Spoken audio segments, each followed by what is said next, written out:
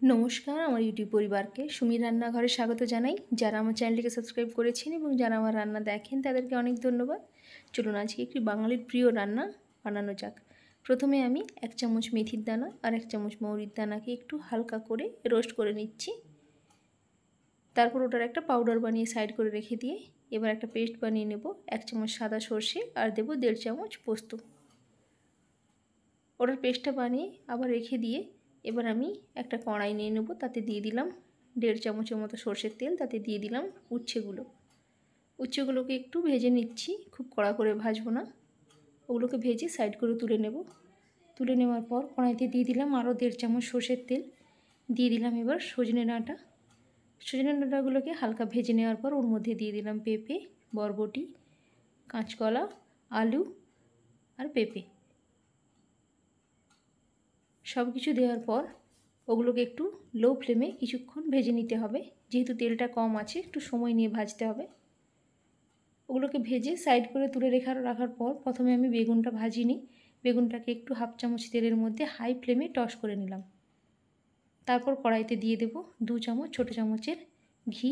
ওটা গরম হয়ে এলে ওর মধ্যে দিয়ে দিলাম 1 চামচ 5 ফোড়ন আর 2টো তেজপাতা। হালকা করে ভেজে নেব। ভেজে নেওয়ার পর ওর মধ্যে দিয়ে দেব বড় চামচের 1 চামচ আদা বাটা। ওটাকেও একটু ভেজে নিতে হবে ওর সাথে, যাতে ওর ভাবটা চলে যায়। ওটা ভালো করে ভাজা হয়ে এলে এবার ওর মধ্যে দিয়ে দিচ্ছি যে বানিয়ে রেখেছিলাম পেস্টটা সর্ষে আর পোস্তর। সেটাকে কিছুক্ষণ ওর সাথে ভালো করে কষিয়ে নিতে হবে।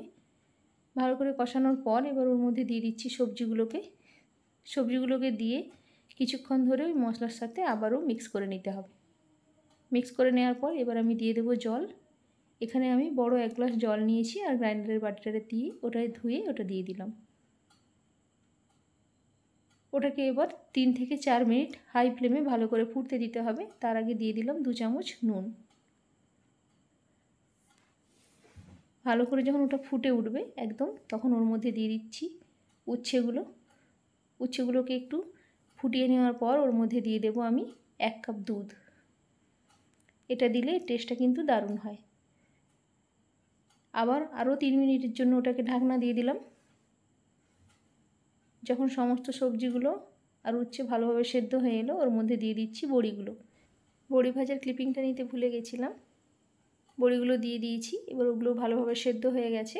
এবার ওর মধ্যে থেকে দিয়ে দেব একদম 1/2 চামচেরও কম একটু চিনির দানা।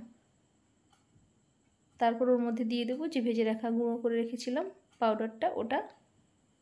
সব শেষে আমি 1/2 চামচ ঘি দিয়ে ওটাকে একটু স্ট্যান্ডিং টাইম দিয়ে দেবো ঢাকনা দিয়ে। ব্যাস রেডি হয়ে যাবে।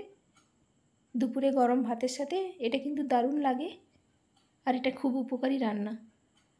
যদি ভালো লাগে লাইক করে দেবেন, চ্যানেলটিকে সাবস্ক্রাইব করে দেবেন, কমেন্টে অবশ্যই জানাবেন কেমন হলো। ভালো থাকবেন, সুস্থ থাকবেন। দেখা হচ্ছে আবার একটা পরের রেসিপিতে।